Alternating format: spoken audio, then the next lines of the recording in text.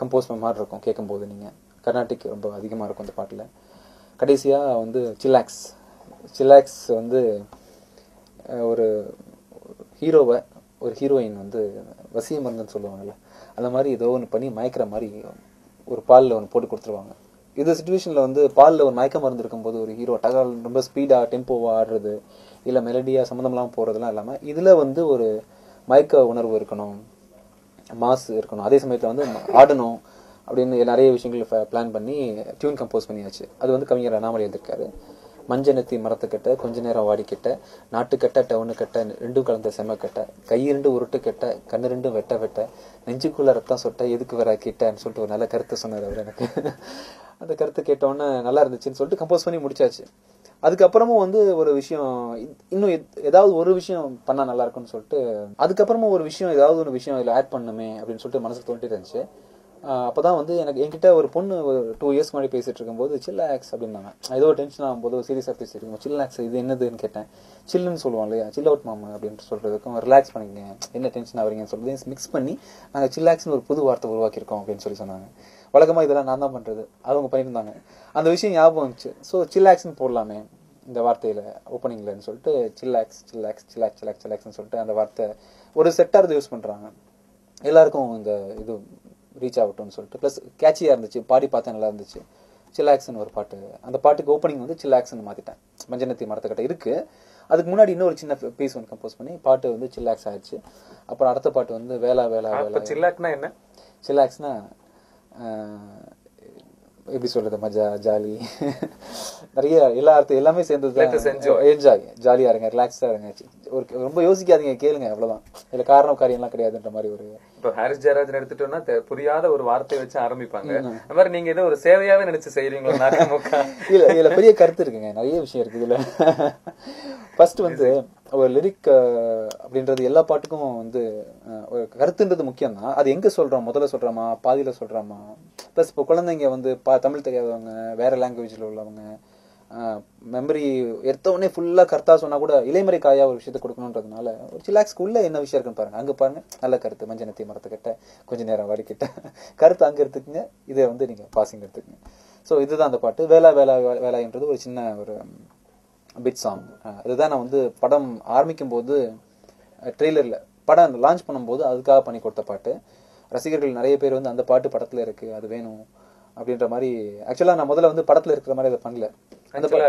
இந்த படத்துல ஹீரோவோட பேரும் வேலாயுதம். வேலாயுதம். அது படத்துக்காக பண்ண பாட்டு இல்ல, அது என்ன வந்து பதிலா சொல்லி ஆரம்பிச்சிருங்க.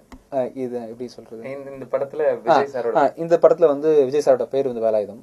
அதனால டைட்டில் படம் லான்ச் பண்ணும்போது வந்து வேலா வேலா வேலா வேலா வேலாயுதம் நீ ஒத்த பார்வை பார்த்தா போது 100 ஆயுதம் சொல்லிட்டு ஒரு பாட்டு ஒன்று பண்ணி கொடுத்துருந்தேன். அது ஃபைனல் பாட்டா பண்ற ஐடியா எனக்கு இல்லை. பட் இந்த ட்ரெய்லர் முதல்ல யூஸ் பண்ணும்போது நான் ப்ரொமோஷன்ஸ்லாம் யூஸ் பண்ணுறதுனால அந்த பாட்டு நல்லா ஹிட் ஆகி அதுதான் சாங் அப்படின்னு நிறைய பேர் எதிர்பார்த்ததுனால சரி அதுவும் படத்தில் வச்சிடலாம் அப்படின்னு சொல்லிட்டு அந்த வேலாயுதம் பாட்டையும் 6th சாங்கா பிட் சாங்கா படத்தில் வச்சிருக்கோம். ஸோ 6 பாட்டை பத்தியும் அதோட கதை சுருக்கம் சொல்லிட்டு எனக்கு ரொம்ப அழகான விஷயம். இப்போ 6 பாட்டு நீங்க பண்ணிருந்தாலும் நிச்சயமா எல்லா பாட்டுக்கும் விஜய் சார் ஒரு ஒப்பீனியன் சொல்லிருப்பாங்க, இது நல்லா இருக்கு, அட்மையர் பண்ணிருப்பாங்க. ரொம்ப பர்டிகுலரா நல்லா இருக்கு விஜய் அப்படின்னு உங்களை விஜய்னு கூப்பிட்டு பாராட்டின பாட்டு? எல்லா பாட்டுக்குமே, அதாவது ஒரு பாட்டு சூப்பர் நான் வேறு நல்லா இருக்குண்ணா, இது ஒவ்வொரு பாட்டுமே ரத்தத்தின் ரத்தமே பாட்டு கேட்டவுடனே என்ஜாய் பண்ணாரு. முளைச்சு 3 பாட்டு, மாயம் செய்தாய பாட்டு, சொன்னா புரியாது, சில்லாக்ஸ்ன்னு சொல்லிட்டு அவர் என்ஜாய் பண்ணாத பாட்டு இல்லை, அது உண்மை. நீங்க மேபி அவரை வச்சு இன்டர்வியூ எடுக்கும் போது கேட்கலாம். இவர் சொல்றாரு 5 பாட்டு நல்லா இருக்குன்னு சொன்னீங்கன்னு சொல்லிட்டு. ரொம்ப பிடிச்ச பாட்டு எல்லாமே எனக்கும் பிடிச்சிருந்துச்சு, அவருக்கு ரொம்ப ரொம்ப விருப்பமான ஆல்பம் வந்து Velayutham. Okay. Hi sir. Hi Asiyamala. ஆக்சுவலா உங்க பேர் ரொம்ப நல்லா இருக்கு, புதுசா இருக்கு. நான் வந்து அமெரிக்கன் காலேஜ் விஸ்காம் படிக்கிறேன். சரி சரி. அதாவது சார் என்னோட கொஸ்டின் என்னன்னா, இப்போ வந்து விஜய் சார் மூவினா ஓப்பனிங் சாங், டான்ஸ் எல்லாமே பக்காவா இருக்கும், நல்லா ஸ்பெஷலா இருக்கும். இந்த வேலாயுதம் படத்துல வந்து நீங்க எப்படி இதை ஒரு சவாலா எடுத்துக்கிட்டீங்க? ஜென்ரலாக நான் வந்து சவாலாக எடுத்துட்டேன்னு சொன்னால் டென்ஷன் ஆயிடுவேன். அதனால் எதையுமே வந்து சவால் ரொம்ப ஒரு பயப்படுற மாதிரி எதையும் அப்ரோச் பண்ணுறதில்ல. ப்ளஸ் யோசிக்கிறதும் இல்லை. எனக்கு பிளான் பண்ணால் ஒர்க் அவுட் ஆகாது. என்னன்னா பிளான் பண்ணிட்டோம்னா நம்ம மைண்டு ஒரே மூலம் தான் இருக்குது, திருப்பி ஒரே விஷயம் தான் யோசிக்கும். அதனால் பிளான் பண்ணாமல் பண்ணோம் அப்படின்றது தான் என்னோட விஷயம். அந்த டைமில் அந்த கதையை கேட்டு நான் என்ன உட்காந்து என்ன ஃபீல் பண்ணுறனோ என் மனசுலேயே ஒரு அந்த விஷயங்கள் இருக்குது அப்படின்னு நம்புகிறேன். ஸோ இது பிளான் பண்ணாமல் பண்ணது தான் ஃபஸ்ட்டு டியூன். அது சொன்னால் புரியாது. பட் அதை பண்ணி முடிச்ச பிறகு நல்லா இருக்கா நல்லா இல்லையான்னு சொல்லிட்டு எனக்கு தெரியும். அது பண்ணி முடிச்ச பிறகு கேட்டு பார்த்தேன், நல்லா இருந்துச்சு. இதுதான் ஓப்பனிங் சாங் நல்லா வந்திருக்குன்னு டிசைட் பண்ணிட்டேன். அப்புறம் தேங்க்யூ தேங்க்யூ பாய். ஒரு சின்ன கிளாப் ஆம்பியன்ஸ் வச்சா நல்லா இருக்குமா? ஒரு சின்ன கிளாப் அட்லீஸ்ட் அதை என்ஜாய் பண்ற மாதிரி அப்படின்ட்டு. ஒரு நிமிஷம். வணக்கம் விஜய் சார், புஷ் டேரியஸ். நான் அமெரிக்கன் காலேஜில் செகண்ட் இயர் பண்ணிட்டு இருக்கேன். என்னோட கொஸ்டின் என்னன்னா, வேட்டைக்காரன் படத்துல வந்து விஜய் சாருக்கு நீங்க வந்து நைட் டைம் ஃபோன் பண்ணி ஒரு டியூன் கம்போஸ் பண்ணி இது நல்லா இருக்கா அப்படின்னு கேட்டிருந்தீங்க. அதே மாதிரி இந்த படத்துல வேலாயுதம் படத்துலயும் ஏதாவது எக்ஸ்க்ளூசிவா அந்த மாதிரி மேட்டர் எக்ஸ்க்ளூசிவா அப்படின்னு சொன்னா நைட் டைம் அப்படின்ற மாதிரி டிஸ்டர்ப் பண்ணல அவரை. ஏன்னா அந்த பாட்டு என்ன ஆகிப்போச்சுன்னா, லாஸ்ட் 2 நாளில் முடிச்சாகணும், அவர் ஊருக்கு போகிறாரு. இப்போ நானும் வந்து அவர்கிட்ட கேட்டு டிசைட் பண்ணுன்றதுனால நைட் டைம் வந்து டிஸ்டர்ப் பண்ணிட்டேன். இதில் வந்து ஜென்ரலாகவே அப்போ ஒவ்வொரு பாட்டு முடியும் போது நடந்துட்டு இருக்கும்போது அவர் கூட இன்ட்ராக்ட் பண்ணுறது தான். ஒவ்வொரு பாட்டை பற்றி பேசிகிட்டு இருக்கும்போதும் அவரோட ரொம்ப என்கரேஜ் பண்ணுவார். ஒவ்வொரு பாட்டுக்குமே லிட்டரலாக சொல்லப்போனால் ஒவ்வொரு பாட்டு முடிஞ்ச பிறகும் எனக்கு எஸ்எம்எஸ் அனுப்புவார், சூப்பர்ண்ணா நல்லா பண்ணியிருக்கீங்க அப்படின்னு சொல்லிட்டு. எல்லா பாட்டுக்குமே அவரோட வாழ்த்துக்கள் எனக்கு கிடைச்சிது. படத்தை பொறுத்த வரைக்கும் ஸ்பெஷலாக சொல்லணும்னு சொன்னால் எல்லாமே அவருக்கு ஸ்பெஷலாக இருந்துச்சு. சார் இந்த மாதிரி நீங்கள் நான்ற திரைப்படத்தில் நடிச்சிட்டு இருக்கீங்க சார். ஆமாம் ஆமாம். நீங்கள் ஒரு ஹீரோவாக நடிச்சிட்டு இருக்கீங்க. ஒரு பெரிய மாஸ் ஹீரோவுக்கு நீங்கள் இது மியூசிக் பண்ணாலும் எப்படி சார் நீங்கள் ஃபீல் பண்ணீங்க? நான் ஒவ்வொரு ரோலுங்க. நீங்கள் வந்து காலேஜ் படிக்கும்போது ஸ்டூடெண்ட்டாக இருப்பீங்க, ஸ்டாஃப்ட்ட ஒரு மாதிரி பிஹேவ் பண்ணுவீங்க. வீட்டுக்கு போனால் அம்மா அப்பாவுக்கு பையனாக இருப்பீங்க, அண்ணனுக்கு தங்கச்சி ஆயிடுவீங்க, லவ்வருக்கு வந்து லவ்வர் ஆயிடுவீங்க. அப்படின்ற மாதிரி எனக்கு ஒவ்வொரு ரோல் இருக்குது. நான் அப்படின்னு படம் நடிக்கும் போது ஒரு ஆக்டராக நான் பண்ணுறேன் தவிர்த்து மியூசிக் டைரக்டராக வந்து பார்த்தீங்கன்னா நான் வேட்டைக்காரனில் ஒர்க் பண்ண அதே விஜய் ஆண்டனி தான் ஒர்க் பண்ணேன். நான் வந்து யாருக்கு பண்ணுறோம், அவரோட ரீச் என்ன, அவரோட ரசிகர்கள் நீங்களாம் எவ்வளோ எதிர்பார்க்குறீங்க அவர்கிட்ட இருந்து. இன்றைக்கும் என்னோட ஃபேஸ்புக்கில் பார்த்தீங்கன்னா எவ்வளோ தூரம் நீங்கள் வந்து அவரோட சாங் ஜென்ரலாக சார் பட்டை பாட்டு தெரிக்கணும், பட்டையை கிளப்பணும், மரண மாசா இருக்கணும்ன்றதுலாம் எனக்கு ஃபேஸ்புக் கமெண்ட்ஸ் ஜென்ரலாக வருது. உங்கள் ரிக்வெஸ்ட் என்னென்னலாம் தெரியும். எனக்கு ஆஸ் யூஷுவல் வந்து வேட்டைக்காரன் பண்ணும்போது என்ன ஃபீல் பண்ணணும் அதே மாதிரி ஒரு ஃபீலிங்கோட வேலாயுதம் ஒர்க் பண்ணேன். ஹலோ சார், என் பேர் வெங்கடேஷ். வணக்கம் வெங்கடேஷ். நீங்க இதோட விஜயோட சேர்ந்து 3 படம் பண்ணிருக்கீங்க. ஆமா ஆமா. இந்த விஜய் ஆண்டனி காம்பினேஷன் பத்தி நீங்க வந்து என்ன சொல்றீங்க? உங்க பாஷையில சொல்லணும்னு சொன்னா மரண மாஸ்.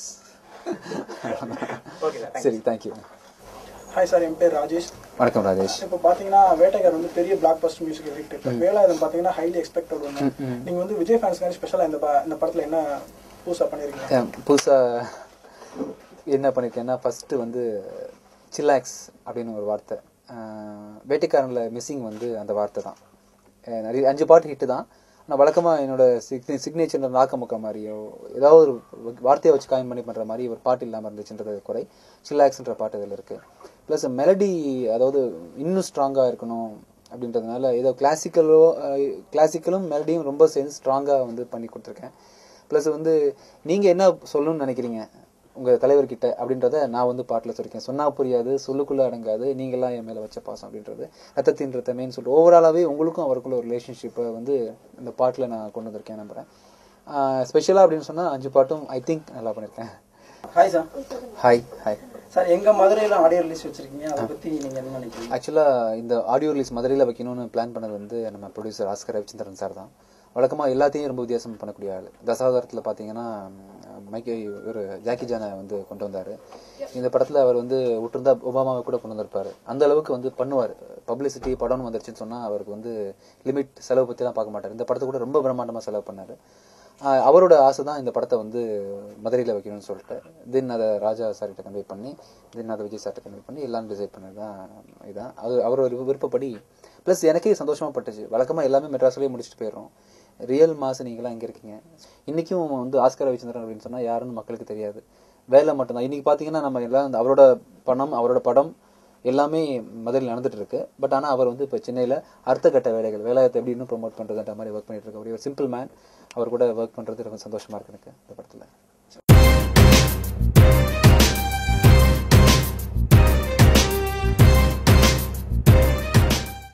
கம்போஸ்